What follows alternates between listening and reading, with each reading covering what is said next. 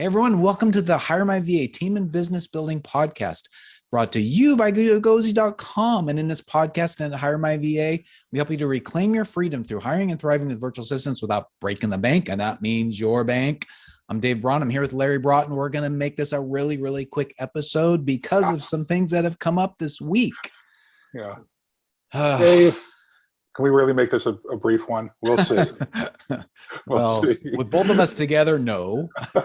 we're gonna try. All right. Well, listen, it's funny because you and I have been coaching and mentoring people for a long time, and whether they're our clients or not, people tend to come to us with challenges. Encourage you, if you are listening or watching this podcast, you've got a business question about leadership, entrepreneurship, building teams, send us your questions, because twice in the past week, folks have come to us and said, hey, or something similar to this. I got this team member who's really nice. They're kind, but man, do they suck as a team member? Some variant of that, like they're falling short of expectations. They're not showing up like they represented themselves in the interview as far as their skill set. That's generally the question, isn't it, Dave? Yeah, they're very nice. They communicate well. They show up on time and all that kind of stuff, but they're just not getting the results that you, as the business owner or manager, expect to have. Yeah. So the challenge is this, I think. There are definitely ways to do this. I can help on this for sure. I'm sure you can too, Dave. But the challenge is this. It is easy, I think. It's easy to terminate, to part ways, to set someone free when they're a jerk, when they don't share the core values, they have punched a client, or they've strangled a team member, and they suck at their job. Those are easy to do in my book, right? But it is, I get that, we try to be compassionate. We try to help people. We try to coach people up and then coach them out, right? We try to be humane. It is a little bit more difficult when you have somebody who's really sweet, really kind, but they're just falling short of expectations, when it comes to their skill set. That's a little bit more challenging for some people. And it gets even harder too when you start, as a good boss, manager, leader, you get to know your folks a little bit and their personal lives a little bit, and you find that they really need the work. They really need the job. They've got some challenges financially in their lives, and they always tell you, I'm so grateful for having this. Thank you so much. Yeah. Well, you can't be seduced by that. Okay. It's easy to get seduced by that. And so it does take some discipline, it takes a lot of discipline. It takes a lot of courage. And so I've had this challenge over the years, but I've been doing this for a long time now. Now, what I realize now today, if I've got a nice team member, the nice part is only part of the art part of the job. Remember, we have the art part and the science part of being an effective team member for us, right? The art part is showing up on time, being kind to your team members, saying thank you, having a smile on your face, right? Doing things joyfully. That the science part is the technical part of the job, right? Yep. But we're not charities. Most of us aren't charities, right? And so what I have found is that if you've got a new team member that is a week into the job and they're not performing the skills or task for which they have been hired, you talk to them at that point as soon as you can. It becomes more difficult 3 months in, 4 weeks in, 4 years in, to then have that conversation, because what you've said is, hey, that performance is acceptable to me. But the sooner you have the conversation, let's be honest, you're not as invested into the relationship early on if you have the conversation early on, and you're setting the expectations, right? That's right. So I think you have the conversation early on to say, hey, man, I love working with you. I love the smile that you bring to work. Your energy is awesome. Our clients really, really love you. But Dave, you actually have to, whatever the skill set is, you actually have to put the password on the account, whatever their job is. You have to do this effectively as well. Now, I understood during our interview process, you have experience doing this and you understand the importance of it. Can we talk about where it is, what's causing us to fall short in this area? right? I think that's the conversation you need to have first. Have it again, coach them up, keep coaching them up, or coach them out ultimately. But you can't let it linger. You can't let it linger. One of the disciplines of bringing somebody on board is to say, we've got to do we got to do that 30-day interview or review, performance review, or earlier. Sure. Don't wait for 30 days. Do spot corrections early on. As soon as you see something, bring it up, but then do a short 15-minute review of their performance 30 days in, right? Don't wait until day number 89 to do a performance review, just before their probationary period ends, or we call it an introductory period in our organizations. But you give feedback. Let's remember, people want to be on winning teams, right? Winning teams have coaches. You don't just a bunch of players go out on the field and play without some coach giving feedback, right? Because when you're in the weeds, you can't see the plays breaking, right? Right. I'm sorry, mixed metaphors, my friends. Sorry about that. It's okay. But you get the drift here, right? You have to be the leader and the coach. So you got to give critical feedback, right? Yeah, and let's talk about some of the danger that it could also have in your organization if you don't address this early.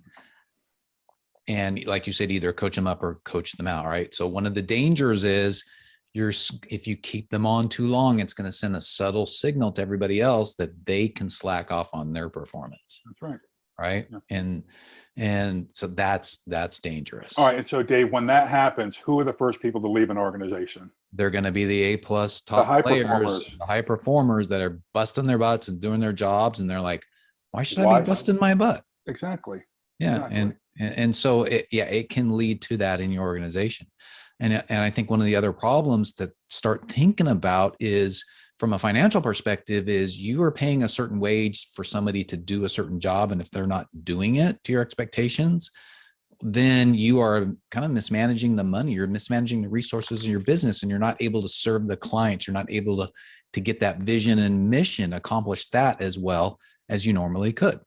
Yeah. I'm going to remind people of this shameless plug, #1 best-selling book, Victory. It reminds me, Dave, as we're talking about this positivity, productivity matrix.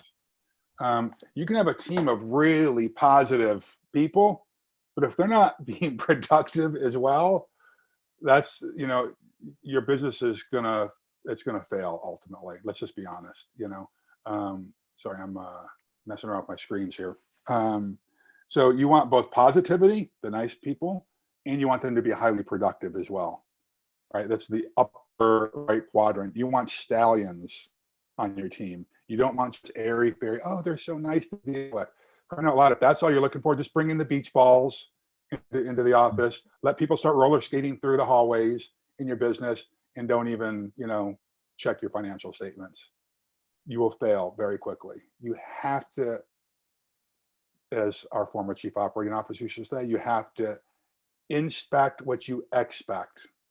Okay, so if you're expecting high performance, it means you need to give people feedback on their performance. Yep. So some of the stuff, I promise you, I know a lot of people who watch and listen to these podcasts. These are probably just hashtag TFTRs.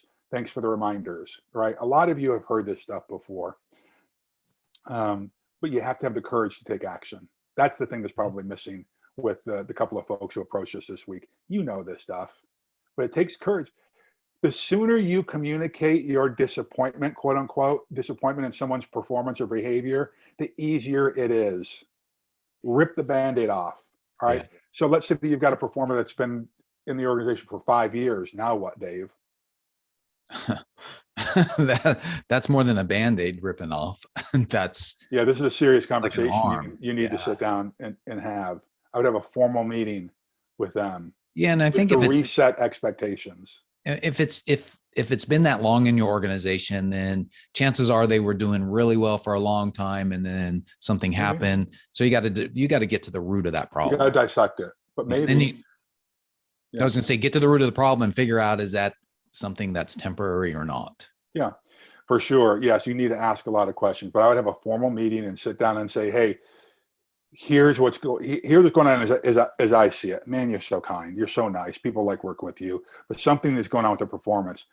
And if you do self-reflection and realize it's your fault, you need to say, I should have spoken up earlier. What's happening is resentment is starting to build up among team members around you. And frankly, in me too, I'm getting resentful, and that's not good. And so we need to reset. Beginning today, let's do this and set up a plan, right? Don't just fire them on this way. If it's your fault, Dave, don't just fire them. Give them an opportunity to reset their performance expectations and yours. And then you have to give feedback for a while, almost every day, or at least weekly for some period of time. You can't have the one conversation, say, here's what my expectations are, and never give feedback after that. Right. That you're setting yourself up and this person up for failure. Yep. Exactly. Yeah. And then I guess the last thing I would say here is that this is why we have a community. This is why, when you're part of our community, you can come on to our monthly calls and ask questions and talk about this stuff, because like Larry said, a lot of folks, it's a TFTR, and this is something that can easily get you if you don't keep your guard up and you don't have an opportunity to talk about it in a Q&A or with a mastermind group or something. Sure. You've got to have some folks that you regularly share what's going on in your business, get feedback from, and that can speak wisdom into your life. Yeah. Got to have that. Yeah, I like that. Okay. Yeah, good. Anything else? Reach out to us if this works for you, some of the feedback that we've given you. I'm just going to say the word I said earlier because it's so rare in today's business environment. You got to be courageous. Yeah. You got to be courageous to have these conversations. But think about it this way. If you don't do this, you are undermining the financial foundation of your organization. And there are plenty of nice people out there in the world, okay? Think about the resentment that's starting to build up in you. What if that were to go away? What if that resentment wasn't there anymore? How would your team members feel if everyone on the team was performing at, close to their fullest capacity? Just take action. Good stuff. Take action. Yeah. Good stuff. Yeah. Well, all right.